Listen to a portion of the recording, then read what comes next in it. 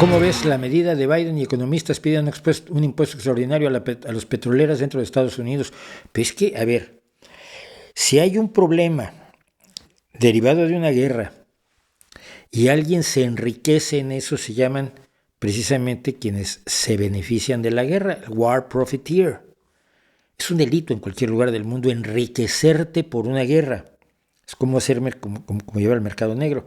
Entonces, si algunas empresas se han beneficiado especialmente de la guerra, es lógico que compartan las ganancias con aquellas personas que están siendo perjudicadas por esa misma guerra, por la gente que está pagando su energía a precios muchísimo más elevados. No le veo nada de irracional. ¿Por qué? Porque aumentaron los precios más allá de lo que era necesario para ganar más dinero.